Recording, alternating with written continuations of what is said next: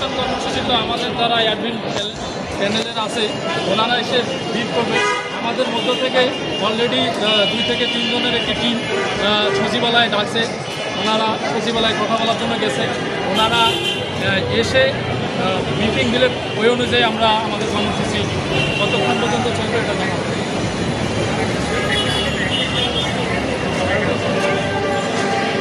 এবং এর মাধ্যমে আমাদের চিকিৎসা সেবা, আমাদের স্বাস্থ্যসাথী দিনে দিনে পিছিয়ে যাচ্ছে। আমরা যেখানে চাই বা আমরা চেষ্টা করি বর্তমান সরকার এবং আমাদের দায়িত্বশীলরা যারা আছে তারা সবসময় চেষ্টা করবেন আমাদের স্বাস্থ্যসাথীকে সামনের দিকে এগিয়ে নেওয়া যায়। সেখানে আমরা দেখছি যে চূড়ান্ত রকম অনীহা, চিকিৎসকদেরকে তাদের পোস্টিংয়ের এবং দিন শেষে আমরা মনে করি যে এটা আমাদের যারা প্রান্তিক জনগণ রয়েছেন তাদের স্বাস্থ্যসেবাতেই তারা বিঘ্নিত হচ্ছেন, তাদের স্বাস্থ্যসেবা এবং তারা তাদের চিকিৎসার যে মৌলিক অধিকার সেটা থেকেই তারা বঞ্চিত হচ্ছেন। এই জন্য আমরা 48 BCS-এর লিখিত এবং মৌখিক পরীক্ষায় উত্তীর্ণ চিকিৎসক ফোরামের পক্ষ থেকে আমরা দাবি জানাচ্ছি যে আমরা যারা লিখিত এবং মৌখিক পরীক্ষায় উত্তীর্ণ হয়েছি তাদেরকে অবশ্যই যুক্ত নিয়োগের মাধ্যমে আমরা চাই যে আমাদের প্রান্তিক জনগণের চিকিৎসা সেবা নিশ্চিত করা হয়। সবাইকে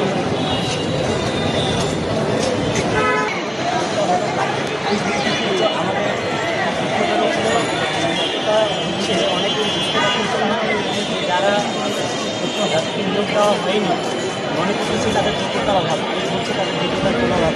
তারা একটা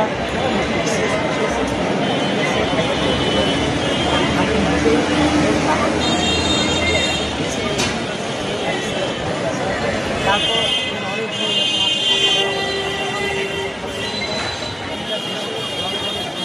আমাদের কিছুটা হলো আমরা জিতে যাচ্ছি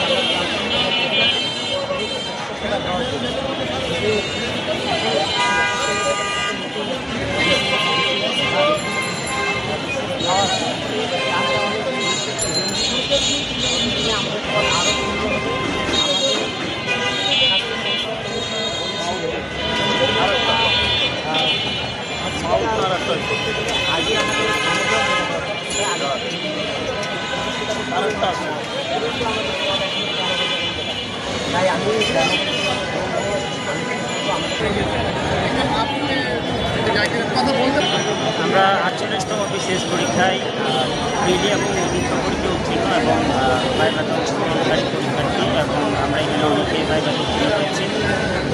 তো আমরা আজকে দেশের একটা ক্রান্তিকালীন মুহূর্তে, চিকিৎসা সেবার একটা সংকটকালীন মুহূর্তে আমরা এখানে পেয়েছি।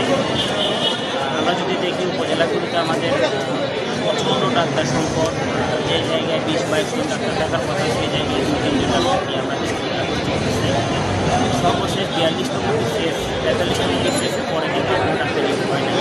সেই হিসেবে প্রায় 2-3 বছর ধরে কিন্তু উপজেলাগুলিতে এই ডাক্তারগুলো তারা অলরেডি শহরে চলে আসছে তাদের নির্দেশন করার জন্য, যার কারণে এখন অলরেডি উপজেলাগুলো এখন ফাঁকা হয়ে গিয়েছে।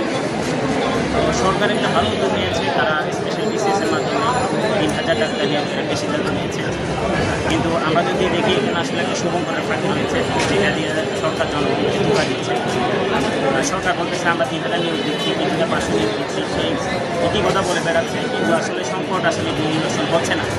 কারণ এই একই ডাক্তারগুলায়, একই ক্যাডারগুলায় হচ্ছে 44 থেকে শুরু হয়ে তারা চলে আসছে 44, 45, 46, 47 সব BCS-এ কিন্তু একই পরীক্ষার্থী এবং রিপিট ক্যাডারের সংখ্যায় 3000-এর মধ্যে প্রায় 1200 থেকে 1500, যার কারণে আমাদের সংকট কিন্তু রয়ে যাচ্ছে। তাইলে আমরা ডাক্তার পাচ্ছি কয়জন? 1700 থেকে 1500 নতুন ডাক্তার পাচ্ছি।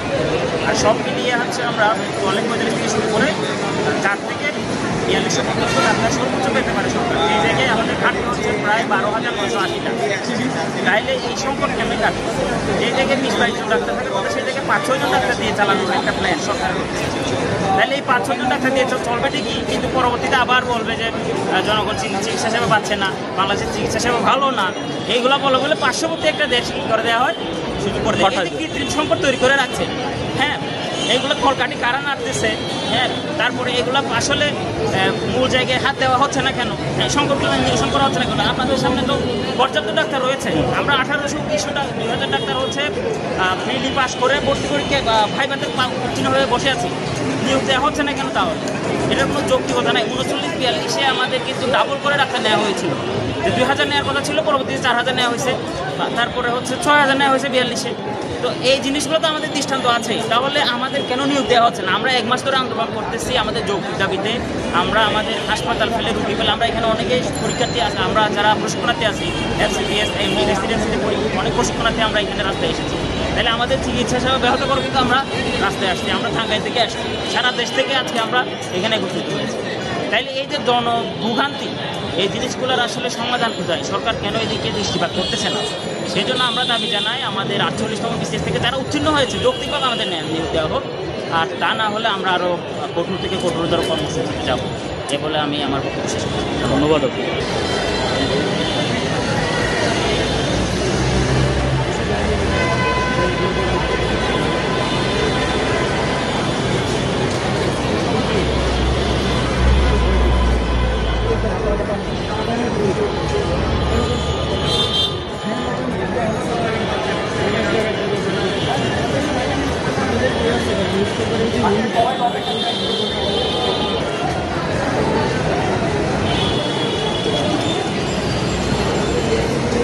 এবার আপনি কিছু বলেন, আপনি বলেন ভিডিও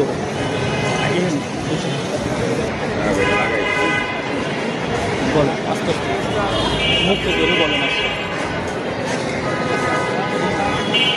দেশের প্রান্তিক পর্যায়ে সরকারি হাসপাতালে চলমান চিকিৎসা সংকট নিরসনে 45, 46, 47 বিসিএস যে তাদের দাবি, তাদেরকে জন্য অতিরিক্ত লিখিত অভিপরীক্ষা উত্তীর্ণ হয়ে অবর্তমান চিকিৎসাতে নিয়োগ দেওয়ার দাবি জানিয়েছে। এই বিক্ষোভ সমাবেশে মান্যতা করেছে 48তম বিসিএস পরীক্ষার্থী, এবং তাদের এই দাবি অচিরে ইনশাআল্লাহ পূরণ করবে সরকার, এইটাই আমরা আশা করি। আর কি সরকারের সুদৃষ্টি আকর্ষণ করছি, ডাক্তারদেরকে বলছি যেন তারা সুন্দরভাবে পরিবেশন করে, এইটাই আমাদের মূল। ধন্যবাদ সকলকে। আপনাদের এই চলমান বেগমান আন্দোলন আরও এ হোক, সরকার ইনশাল্লাহ আপনাদের এই আন্দোলনটা মেনে নেবে, এই প্রত্যাশাই করি। ধন্যবাদ।